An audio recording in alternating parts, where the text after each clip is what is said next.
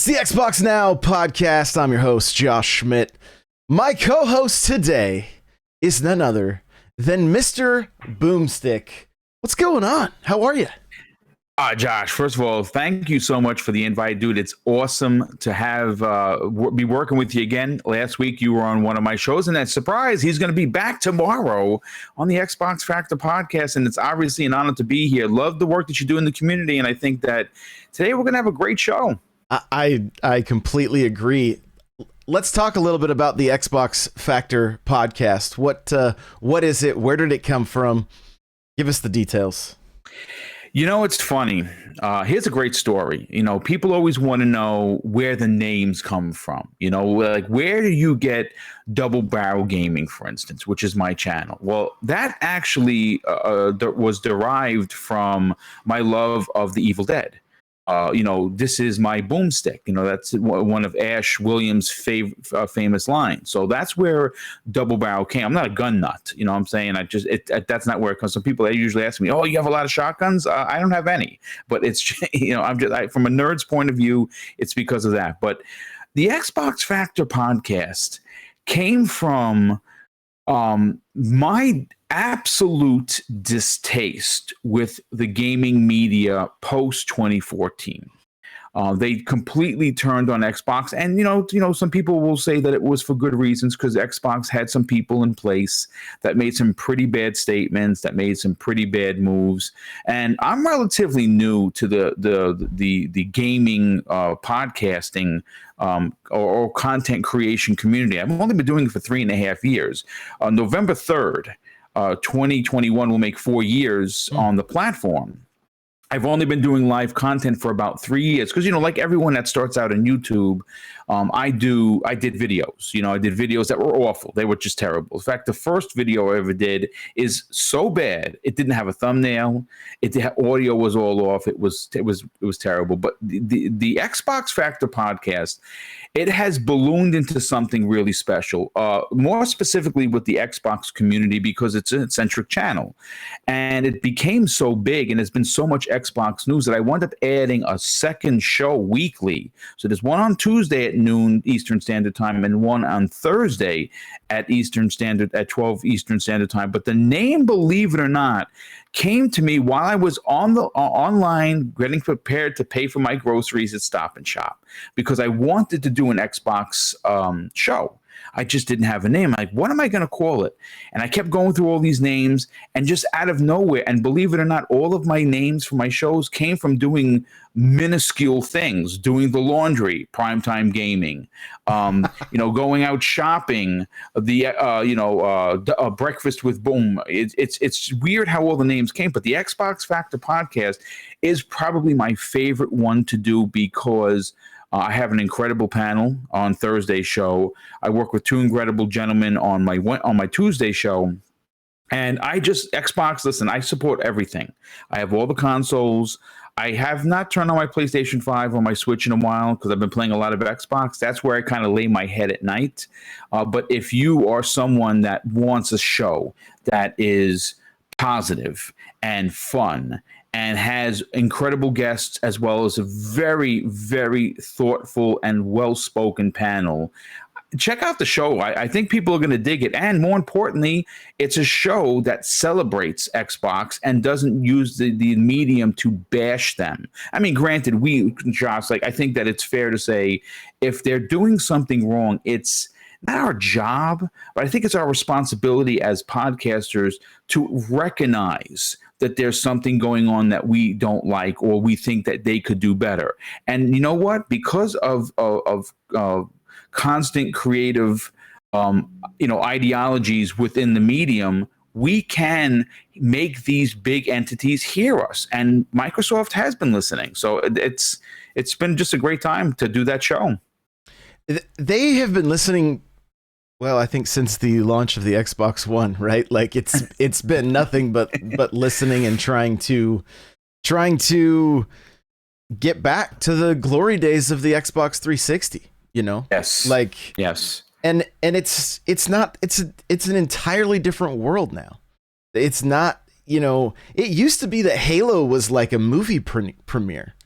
Yeah. The name Indeed. Halo, I mean, it was massive, right? And it's not the case anymore.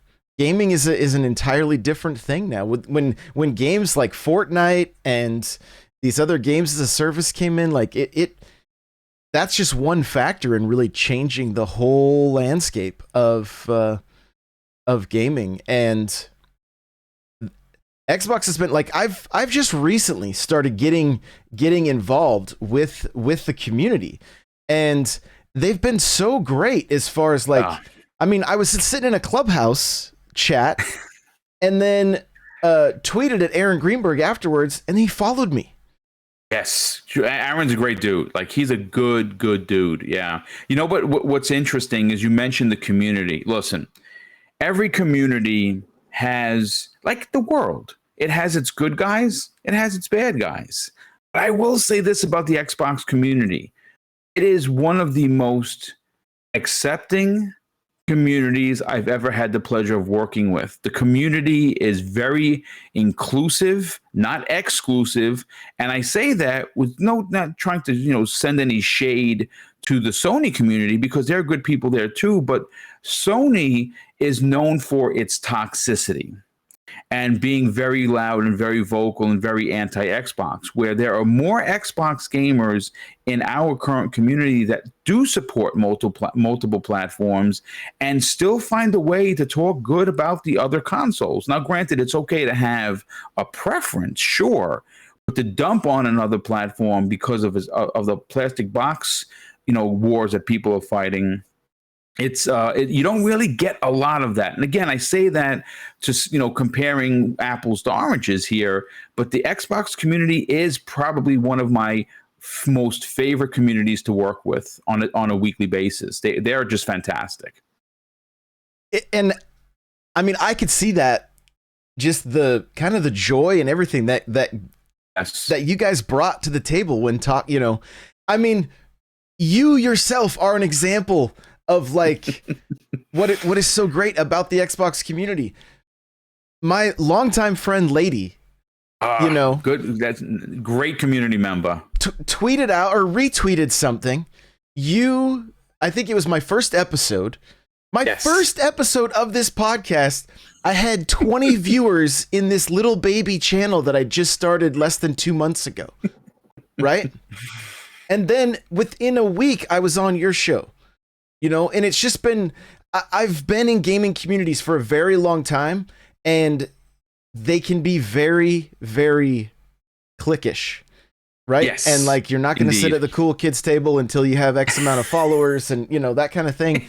And it was just so refreshing for me. And so like it inspired me, honestly. And it makes me want to like, do that same kind of thing and just get to know people in the community and help other people push their content. I mean, I love that. I love helping other people. And so I don't know, it was huge for me to have you reach out and then just being on your show. We talked about it a little bit ahead of time, but like, you guys know what's up. Like, you sent me notes and I was like, dude, this is like a book. Like, you're gonna have to find a publisher, I think, because oh my goodness, because you got some. It's funny you say that, Josh, because one of the things that most people walk away from is they have a good time, and I'm happy. Honestly, it makes me really warm inside to know that someone will come on and be like, something, I had a great time in this show. But most people walk away. Those show notes, though, boom, they were serious. And I do that most of the time. Like, I have learned from Lord Cognito of the Iron Lords. Now, we're brothers, not in real life, but kinetically, we're like brothers. We talk on the phone at least a couple of times a week. We know each other personally. I learned a lot from him. And recently, I've been scaling down the show notes that I send. That's just bullet points now. But the kind of the amount of 2, 3, 4,000 word essays that I was sending people, that still happens. That's still a real thing. Simply because I need to make sure that what I am saying is factual. Again, we talked about this in the green room. The internet is unforgiving if you make mistakes, and I don't care about making mistakes. I've been wrong a ton of times. I'm the first one to raise my hand and say, "Yeah, if I did it, it's my fault. Shame on me." But I like doing the research because, one, I like to read, and two, I like putting out a show that, and again, the channel is growing. It's not just growing in record numbers. Now, depending on who you say, I'm hoping to hit 10,000 by the end of the year, 10,000 subscribers, and I'm close. I'm like 8,300 now, so I'm close. But yeah, dude. I mean, listen, I'm glad you came on. It was my pleasure to have you on. You're coming back on, and maybe if it's if you feel that comfortable, we'll have you as a recurring guest. Oh, I'd love it. I could add podcast number 9 to my. Yeah, I know you were saying that before. I'm like, wow, you do a lot of work. That's a lot of work. But I mean, I love it. It's where I feel at home, right? Like talking about video games, being on camera, like it's just it's what I love doing. I do want to point out, if you're watching this and you're seeing my Gears 4 gameplay with the FPS boost, just know I'm playing on the insane difficulty. That's why I keep dying so much. So I just want to throw that out there. I'd never beat Gears 4. You do have skills, but insane difficulty is in fact insane. Oh, there's a clip in this B-roll here where I am diving and I get sniped out of the air by the bot and just turned to bits. So. But let's talk a little bit about the FPS boost and what that's done for Game Pass, for Xbox. Like, for me, it's making all, like, don't get me wrong, I actually don't mind Gears at 30 frames a second because it keeps that cinematic feel to that series. Right. But man, it is gorgeous at 60 frames, and I mean, it feels like a modern game. And since I hadn't completed the campaign, I was like, you know what, I'm gonna jump back into this. And I also jumped back into games, like I was checking out Hollow Knight and great just game. Checking out some of those games running at 120, and they're smooth as butter. What, have you jumped back into any, and were you kind of shocked at how many games were on that list? Well, you know what? 2 games that I immediately downloaded and moved them back onto the hard drive was Recore, which runs incredible now. It already looked incredible. Now it runs incredible. And Alien Isolation, which I only played about 3 or 4 hours of. I thought you were going to say minutes. I only played about 3 or 4 minutes because it's too terrifying. It is a terrifying game, and you do die a lot for sure. But I only got a couple hours into it before the game is just long. I mean, it's a 20+ hour hide and seek game against aliens. You know what I'm saying? You don't really get a chance to shoot at it or anything. Yeah. So I'm going to get back around to it, but the FPS boost, and it's funny we were talking about this today because on Monday's Primetime Gaming, we had Miles Dompierre from Windows Central on. And one of the big topics of the conversation for the evening was game preservation. And it's something that Microsoft is leading the charge in, not Sony. Way behind on that, and certainly not Nintendo, because Nintendo is going to make us buy the next Mario game for the 11th time. Mm-hmm. And like I admitted on that show, and I'll admit on yours, I'm a part of the problem because I will go out and buy those Nintendo games over and over and over again. So they got me because I'm a big old nerd when it comes to Nintendo. I'm right there with you. But when they dropped, so when the FPS boost first was unveiled, you got a handful of games, right? It's like, here's a few, and then there's a few more. So they're throwing the breadcrumbs down, and we're following them because, like, this is great. And then we start hearing rumors from the people like Jez Corden and, of course, many others. Jeff Grubb talked about it before it became a reality, that this FPS boost drop was coming. So we had an idea that it was coming. So as an Xbox guy, you figure, well, we're going to get at least maybe 7 to 10 games, and we're going to get excited because these are games that are a little long in the tail, and that are in, that maybe people passed on because of the it was 30 frames, or they didn't get to it. It's in their backlog. And then they announced 74 games. I got to be honest with you. It's a bit of a shocker, Josh, that they could. And now the list tops at 97. 97 games. And here's a small tidbit. I know we're not going to go out. I'm not a tech guy. But I listen to a lot of podcasts. So of course I was listening this morning as I'm doing some stuff around the house to Game On Daily with Gaz and those incredible podcasters over there. He had King David on, he had Jay Fonzarelli on as well. And what I didn't know is that with this boost, with this drop that happened on Monday, the Xbox Series S, the $300 console, has triple the amount of 120 frame per second games than the PlayStation 5. Wow. That is impressive. I did notice on that list, there are a handful of games that don't do 120 on the Series S if they do on the X. And I even noticed one game in particular, I can't remember what it was 120 on the S and it said NA on the X. And I was like, what is happening here? Like, what is going on with this, you know? And I mean, I don't think every game in that list people are going to go and look at, like Monster Energy Supercross. Like, I don't know that, like, yeah. I have that game on the Switch because I collected every physical game on the Switch from the first year. So I have every physical game. And that happens to be one of the games that's never going to get played. It's not good. It's not good, you know? And so it is kind of funny that, like, I do wonder about the tech. Like, how easy is this for, and how many more are we like, is this going to be the norm? Are we going to see big drops like this on the regular? You know, is next month going to have another 74 games or, and I mean, I think it's great. To me, it's breathing fresh air into some of these games. Like you're seeing on the screen right now, Gears 4. Like, I had such a great time jumping into this game. Yeah. And I mean, I'm a huge Gears fan. I was a huge Gears fan on the 360. I kind of fell off with Judgment a little bit. And then a lot of people did. And then I when the Switch got announced, I pretty much just put all my effort and time into playing Nintendo games again. And for me, coming back to Xbox now, even though I had the one, there's so much for me to play, you know, and we see the console wars, right? We see, you know, where's the games? It's been 600 days since Xbox has had an exclusive, right? That's the argument I see all the time. And one of the topics I wanted to get into with you is these console wars.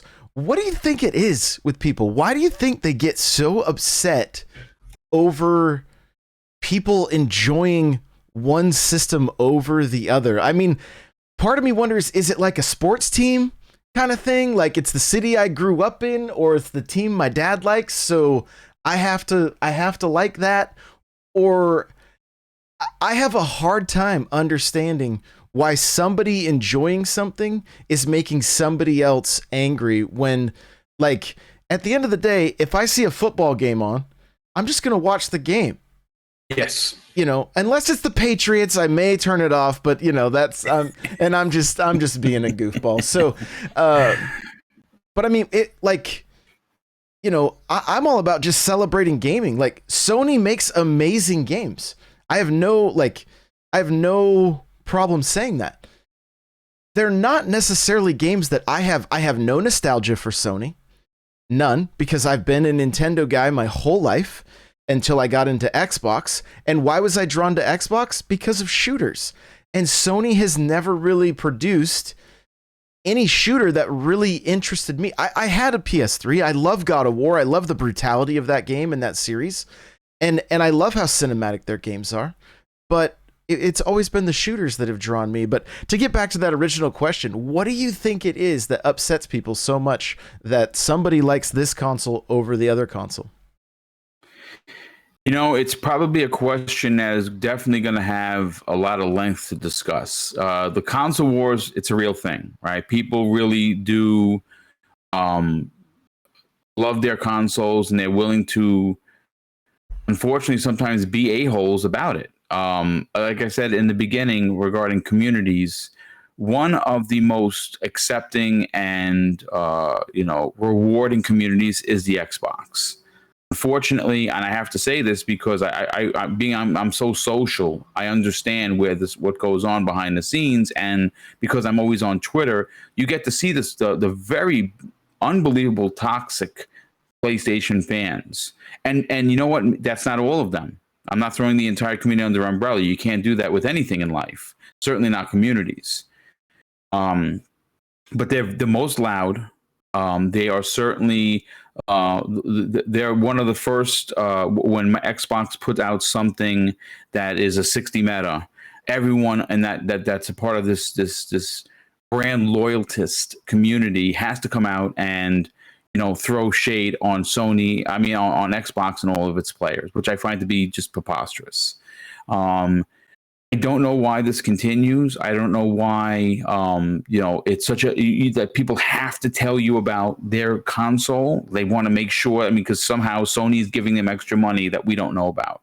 And I mean that being facetious, right? Sure. So, it doesn't really happen. But all I can say is that I have learned that there is a block button and a mute button, and in the last year or so, and I learned that from Wilmy Hood, another fantastic community member, that this thing exists, and when people start to get out of control, they just get blocked or muted.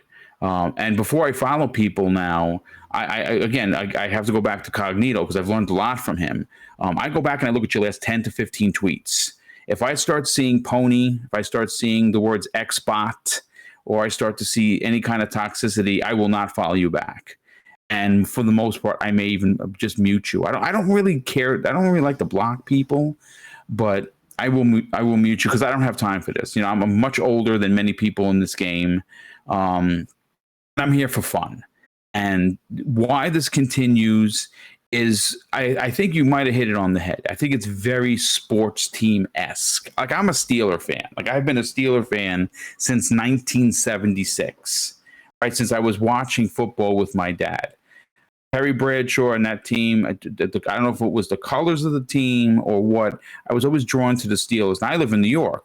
My father still doesn't understand how I'm not a Jet or Giant fan, right? And I think that it's very when you see the back and forth, it is very much like your favorite sports team is winning, so you have to put it out there that they're winning and they're the best, and they have this many rings and your console does not have any rings at all. You're the Cleveland Browns and we're the Patriots, right? Yeah. It is what it is. What I have learned to do in those circumstances, and that's why that's what you don't get on my shows. Like, we'll have an opinion about a console. Like, for instance, what happened yesterday, Josh, with Sony? These legal documents are now floating all over the place, right? We're starting to see the real Sony, right? So much so that Sony had to go and had an injunction to block those public documents. And they had it done because some of those documents were pulled. Now, I don't know if they got to all of them, but we now know that they charge Epic Games a fee for crossplay. Yeah, it's egregious in every way possible. Now, did you see me do a tweet about how Sony should be held to the fire? No, I don't really care, to be honest with you. That's your Sony. If you're going to defend that, good on you. I'm not. So it's sad to see that it continues, because I always thought, Josh, that gaming was supposed to be fun. Yeah. You're supposed to enjoy, you're supposed to laugh, you're supposed to pal around with people online and enjoy it. And unfortunately, these toxic communities, they do suck the life out of the conversation. Did you see my tweet regarding Sony? No, I actually didn't. So I am a natural born troll, but like a friendly troll, right? Like I've been referred to as the friendliest asshole, right? That's how people like to refer to me, because I know how to push buttons, right? And so what other news did we have this week? Well, we found out that Discord and Sony got together, and I tweeted, I wonder how much Discord had to pay Sony for this deal. And somebody replied back, don't you think it would be the other way around? And I replied, Ask Epic. Yeah, that's a great point, dude. And I mean, again, I just like to stir the pot. I own a PS4. I will get a PS5. I want to play The Last of Us. Like, I like gaming. Period. Mm-hmm. That's it. I like gaming. You know? And even though Epic is paying Sony, I mean, good on Epic for doing that for, you know, for the community, for the gamers. At the end of the day, and a lot of like people don't like it when I say this. I've had people block me and get upset with me. Gaming is business. It is. It is at the end of the day.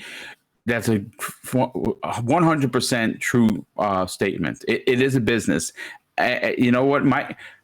The difference, and I think this is where we go from comparing apples to oranges. Mm-hmm. You see, Sony is very cold. They're very straight, right? They do things for business. That's why they make their game $70, right? We just saw their financials. Do you think they're hurting for money? No, they're making record profits. And people defend the $70 game, right? Microsoft, very welcoming. You know, you have Phil Spencer, Aaron Greenberg follows you after a tweet. Larry Herb comes on my show. I got Major Nelson to come on one of my shows. How does that happen? How does that actually happen? Because Microsoft touches the pulse of the community and it's important to them. It's an important aspect. Jim Ryan doesn't even play games. Right? Phil Spencer, diehard gamer. Right? Everywhere you go, he's got his little tablet and he's playing playing Destiny 2 because he's a gamer like us. Right. He's a businessman. He makes six figures. He's the head of Xbox. He's on the right-hand side of Satya Nadella, but he's still a human being. See, and that's the difference. See, Sony is that very corporation, right? They don't interact with the community. Have you seen Herman Hulst going to anyone's shows to make a comment, to pal around with anybody? No. You don't even see him on Twitter. I don't even know if he plays games. He makes them. He made them anyway. I don't know if he plays games. I know Jim Ryan doesn't. So, you know, one is doing something really good for its millions and millions of fans, and the other one is just being Sony, resting on their laurels. And people defend that. Why? I don't know. Well, I mean, let's look at their history a little bit. How did they get started in gaming? By Nintendo. Yep. Betraying them. Yeah. On stage. At the last minute. And showing them how, like, you know, dog eat dog this industry is. You know, as we learn more about the history of gaming and the CEOs and the deals that are made and what like, you know, it's so much more than just running through levels to save a princess with Mario, or, you know, Chief and Cortana on their grand adventures. Like, it's huge money. It's huge money. And that's going to take people that maybe aren't gamers, you know? And what Sony is doing is working from a business from the business perspective. They're how long? I don't know. I feel like gaming always has these tides that are continually shifting, you know. Like Nintendo was in the lead, and then Sega took 50% of the market share, over 50%, and then, you know, and then the Super Nintendo started, like, they got Donkey Kong Country and Sega thought it was a new system, you know what I mean? Like, it's always had these, and Nintendo's always kind of had to fight their way back. And then, you know, Sony comes out with the PS1, does well. PS2 does crazy, right? Yeah. And I think that PS2 era is what has helped people to want to defend Sony, because there's that nostalgia pull. There's all those good memories of, you got to remember, I mean, there was very little it was the beginning of like online gaming, right? So the PS2 for a lot of people, I would say, has a similar nostalgia pull that the NES would have for me, or the Super Nintendo, and a lot of couch co-op and playing games with friends at their house, right? Because the online stuff was relatively new at that point. Yeah. And if you fell in love with Final Fantasy and Crash and Spyro and the iconic games from that time, I mean, I get it. That's where your loyalty is, because that's where the nostalgia is. Why am I sitting in a room surrounded by Nintendo memorabilia and Nintendo products? Because Nintendo was a huge part of my childhood, and I've just always enjoyed being a Nintendo gamer. At the same time, I've also enjoyed being an Xbox gamer and playing games like you're seeing here, Gears 4 and Halo. And for me, that love of Halo goes all the way back to like the LAN parties and being in the room. And we're talking about, like, I'm working on the details right now, getting dates and stuff, but we're gonna do the LAN party. Is gonna be something we're gonna do on the regular within my community, where we all jump into a Discord call, like 16 of us, whatever. Or maybe I'm used to having to use Discord because of being a Nintendo guy, but we could even just jump in party chat. Just depends if we want to record it or not. And just playing Halo like we did back in the day, where we had to carry CRTs and do the cables everywhere, like, because that's where all my fond memories are, right? Does that mean, like, but that doesn't mean I'm gonna like discount somebody else's, like, just because they their memories are on another console. It doesn't affect me. I agree. I don't care. Yeah. Like, I'm glad you had a good time with gaming. I use these trolls on Twitter for engagement. Like, and the last guy that was like coming at me, I was just like, bro, you're just boosting my engagement. Your opinion is completely irrelevant to me. All you're doing is helping me boost engagement, right? Which then just set him off even more. And I'm like, all right. I mean, I don't care. You're not gonna affect me. I've been in the game too long. I have too thick a skin. You know what I mean? My favorite thing to do on one of my other shows, the Press Pause podcast, is to just, I look for the best comments that I get on TikTok usually. I got one I woke up to one this morning. It was like, why do all the no job dads always play Apex? Wow. And so, I don't care. Like, it's humor to me. It's like, who knows what's wrong with that person or why they're unhappy. I have to fight the urge to reply, like, why is it always no dad kids giving me these mean comments, but like, I have to stop and not be that guy. So, I just don't get it. I don't get it. There's so much to enjoy, right? Yeah. There's so much to enjoy. Is. Gaming is supposed to be fun, like I said earlier. And, even community, working with community is supposed to be fun, right? You're not supposed to go out there looking for a fight. And if you are, that in itself is a problem. Settle it and smash. You know what I mean? Yeah. Yeah. No, I mean, and that's it just makes it makes it crazy, because, like, there's so much. We are missing the opportunity to build relationships with people that have a common interest already. Yes. Because of a silly brand. And that's just, it's ridiculous. It's like our loyalty to a corporation can't allow us to be friends. I don't understand it. I don't understand it. I don't know. And when you can get past it, I mean, look at the conversation we're having right now, right? Do you think we agree on everything with our, worldviews, all that kind of stuff? There's no way, right? But we focus on what we agree on. And look, we get to have great conversation. We'll probably play some games together at some point and, get to talk trash to each other and race in Forza and shoot each other in Gears or Halo and whatever, even compete for achievements. I mean, there's so many other areas we can put our energy that just, I don't know, make the world a better place. You know what I mean? Yeah. And what's the end game? Again, yeah, I don't know. All I know is that the best way that I have learned to do, especially in social media, is to, when you see those those types of gamers that just want to be terrible. Same thing with my chat. Like, I have one of the best chats in gaming, and I would dare argue with anyone about that.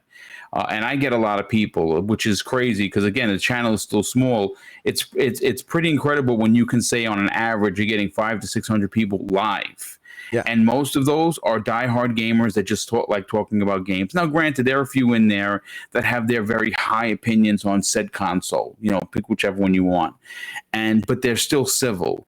Then you have the a-holes of the world come there and looking for trouble. And thankfully, I have an incredible moderator who banishes them, and we hardly ever hear from them, which is great. But for the most part, he doesn't really have to do that much work because people come there and they want to just talk about gaming. They want to enjoy the conversation that we're about to have. And that's where I like spending my time. When I start seeing it going too much to the left or to the right, that's when I mute you. Yeah, no, I get it. And what I really don't understand is, what's the end game, right? You have Xbox tweets and you have PlayStation fans saying PS5 better. PlayStation tweets, you have Xbox fans saying Xbox is better. And they're looking for these tiny little, like, oh, right now Resident Evil demo runs better on Xbox, and then, yeah, but it doesn't have 3D audio and the DualSense controller, and what's the end game? Like, what do people expect to happen? Like, are you going to hit me with that? And I'm going to go, you're right. I'm going to get rid of my Xbox right now and become strictly a PlayStation fan. Like, you're not going to win the argument. Like, it just doesn't, it doesn't make any sense. Like, when there's Apex just dropped new content. The FPS boost is pretty cool. Hopefully, the way I look at the FPS boost, I look at it as a win for Xbox, of course. 100%, yeah. But I also hope that Sony does pay attention to this, and then in a couple months we get a tweet from them saying, "Hey, look, here's 60 games that also got an FPS boost." Will they do it? I don't know, but I love the fact that we have multiple companies working in competition, because we win at that point. Yes, well, competition is good, and it makes the other one better. I mean, a perfect example of that conversation is, why do you think Microsoft now has 23 first-party studios with 35-plus teams? Why do you think that is? You think that's by accident? No, they got their teeth kicked in last generation. And if you look at from 2013 to 2017 to when Phil became where he is now, before his current position, when he became what Matt Booty is doing, so he took over Xbox, the head of Xbox. He made big changes, but for those 4 years leading up to that, right, from 2013 to 2017, they got their teeth kicked in for a lot of reasons. And because they lost so hard, before they lost so bad, we now are witnessing a triumphant return of where and who they were during the Xbox 360s days. Nintendo, we saw it with them. Incredible numbers with the Wii, right? Crazy numbers. The Wii U, terrible. The Switch, crazy numbers, and absolutely taking the entire, taking both Sony and Microsoft to task with an underpowered handheld device that has you going like this with your Wii, almost like the Wiimotes. Right. Yeah. Sony saw tremendous success in the PS2 days. Right. Probably, I think it's the PS2 itself might be the most PlayStation sold console when you factor in the PS1, 3, and 4, right? And now the 5. Right. Yeah. They took it. They stepped on their own. You know what?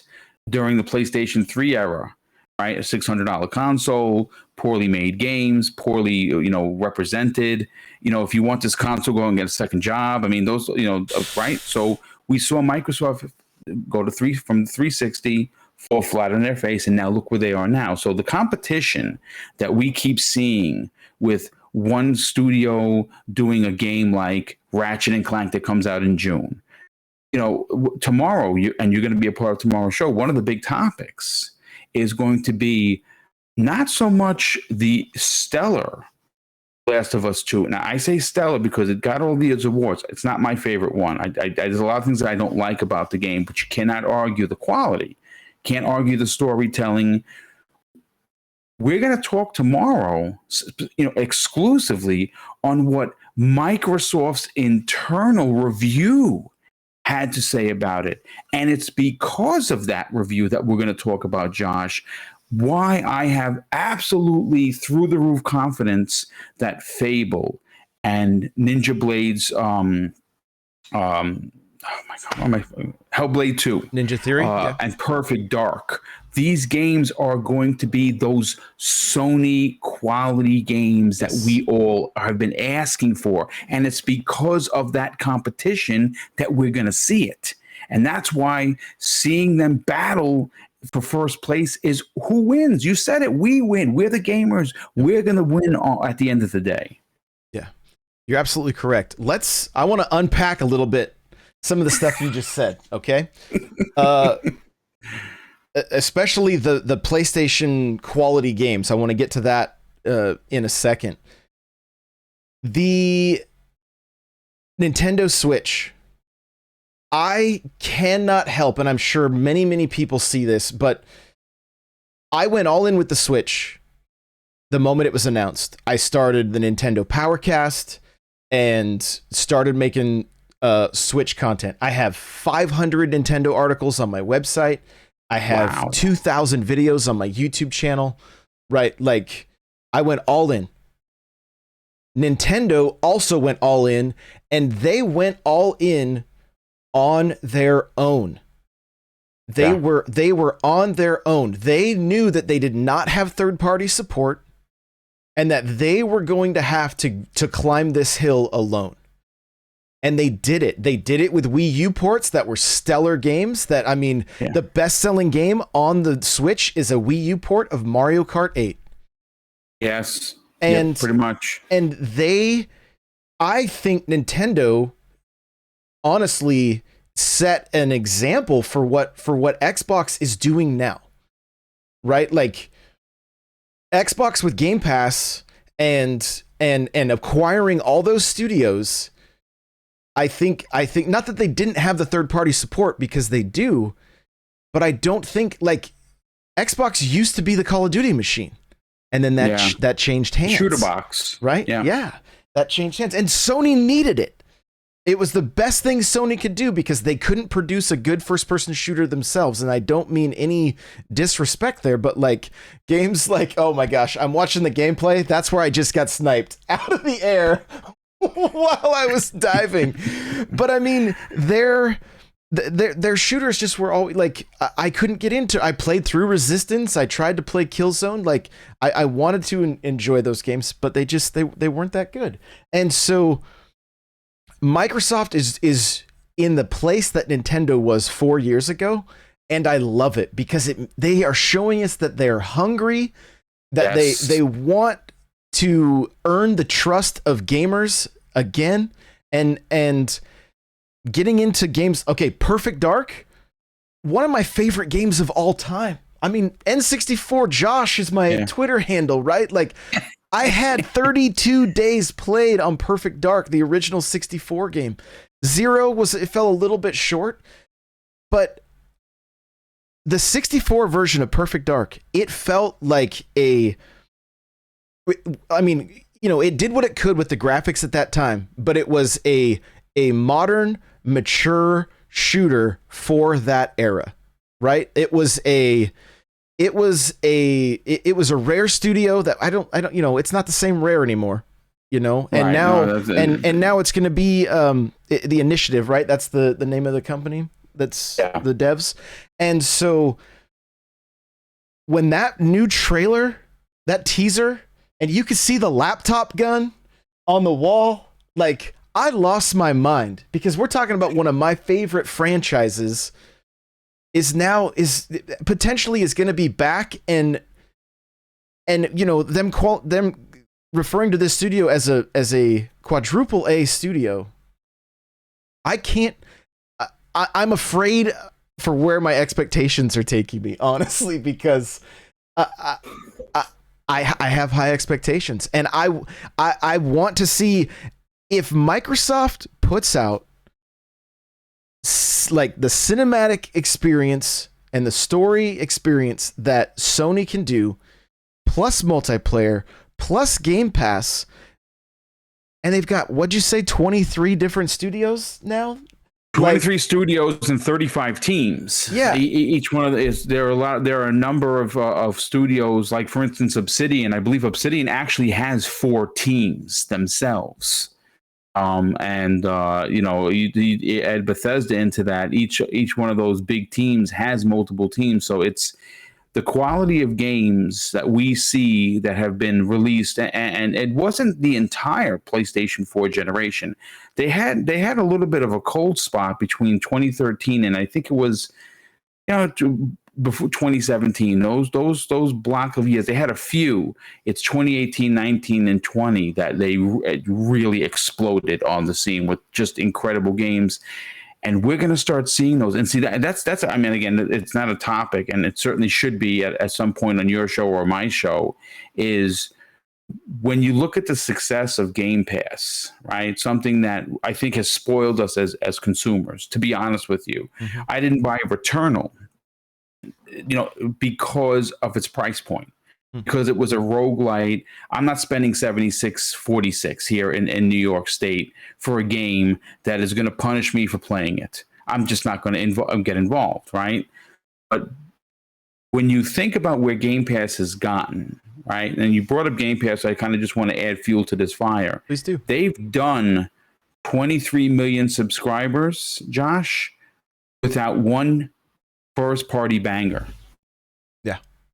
What happens to Xbox Game Pass when Halo Infinite and Forza Horizon 5 and Starfield and Perfect Dark and Fable and Forza Motorsport, you know, whatever number they're going to add to it, and you just keep going, and you Avowed, and you just keep going down the line. Gears 6 and maybe a secret project that they're working on. It's going to be a great time to be an Xbox gamer. It really is. And I feel like Microsoft is in the early stages of where Nintendo was 4 years ago. And I feel like Nintendo is still going strong. Yeah. And what I feel like Nintendo has a game called Miitopia coming out, right? It is not a game. I'm actually looking forward. I'm looking forward to that, believe it or not. I'm not. It's not a game for me. That's fine. Right. When Nintendo is in a place where they're going to put out the most Nintendo games imaginable, where they start to get goofy and they start to they start to just games like Tamagotchi, yes, that's when they're healthy and they can do that. That is a good thing. That is a good thing. And I'm excited for Xbox to get to that place. They're not going anywhere. Xbox is not going anywhere. They haven't thrown in the towel. They basically they're like Rocky right now. They're hitting those slabs of meat and getting ready for the fight, you know? And I love it. I love seeing a healthy Xbox that is not afraid to get in the ring and stay in this fight. We win in that situation. We are the ones that win, and I love it. Yeah, couldn't agree more. Boomstick, this has been so great. Thank you for taking the time, my friend, to join me and chat about Xbox. And again, somebody in chat's asking what game we were seeing on screen. That's Gears 4. It got the FPS boost. It's running at 60 frames now. So that's Gears of War 4 if you want to check it out on Game Pass. I know Chris who's asking, I know he has Game Pass. So yeah. And I was playing on the insanity difficulty again. That's why you guys saw me die so much. Let me throw it out there. All right. It was the insanity difficulty. Boomstick, all the places people can find you and your content, please. Well, listen, the easiest way to find me, and if you want to strike up a conversation, is Twitter at MrBoomstickXL. I'm there. DMs are open. No privacy. You want to send me a DM? I'll get notified if I'm not following you. We'll have a conversation. I talk to everybody. If you want content from Double Barrel Gaming, that's where you got to go on YouTube. It's spelled exactly how you hear it. Double Barrel Gaming. There's 4 live shows weekly. Primetime Gaming is a show that happens at 8 p.m. on Monday, 8 p.m. Eastern Standard Time on Monday nights. Tuesdays and Thursdays at 12 p.m. Eastern Standard Time is the Xbox Factor podcast. And on Friday mornings, you have Breakfast with Boom, and that is at 10 a.m. Eastern Standard Time. And again, sometimes I do interviews. I have a couple of really, really big ones coming up. I cannot disclose who they are, but I can assure you that there are 2 of the biggest games coming out for Xbox this fall, and I cannot wait to talk about it. I've had Joe from Song of Iron on. I got a chance to hang out with the team, with some of the team members from Second Extinction, which I'm addicted to right now. I'm absolutely loving that game. Great game. Got a chance to talk with the founder of the company that brought us Lost Words. It's a fantastic game. If you have not checked it out, you go to my channel. You can see the interview there. But yeah, thanks so much, Josh. This has been awesome, brother. And I can't wait to have you back on tomorrow on Thursday's new episode of the Xbox Factor podcast. I'm really looking forward to it. Really looking forward to it. Guys, you can find me everywhere at N64Josh. The new website, xboxnow.tv, is up and running. We're slowly building a team of writers. Uh-oh. He left. He left. Now you guys get to see 2 of me. So, what happened? I don't know. That's weird. There, he's back. He's back. We got him back. There we go. Okay. Oh, that's the weirdest thing. Like I heard the noise go bloop bloop, and I'm like, well, I didn't shut it down. I didn't even touch the computer. Yeah. Here we go. It's still just 2 of me. I don't know what Discord. That's weird. Discord, here we go. Now we'll see you. Hey, there he is. We're back. Yeah, I'm back. Hello, everyone. I love it. Yeah, chat's like, too much Josh. No, I get it. I know, but xboxnow.tv, I want to build a team of writers. Really what I'm looking for is content creators that, you know, you do your own YouTube stuff, you do your own podcasts, and you can use my platform, my website, to be able to promote while we're all growing together, you know? So if you've got a particular topic or a video that you're really stoked about, you write a short article about it, embed that video on the site, and that's really, I just want to grow something together, because I feel like this community is just, it's so incredible, and I'm having such a great time getting to know you guys. And so xboxnow.tv, my DMs on Twitter are open if it's something you're interested in, and we'll go from there. With that, we're gonna put a bow on this, and we'll see you guys in the next one. Bye now.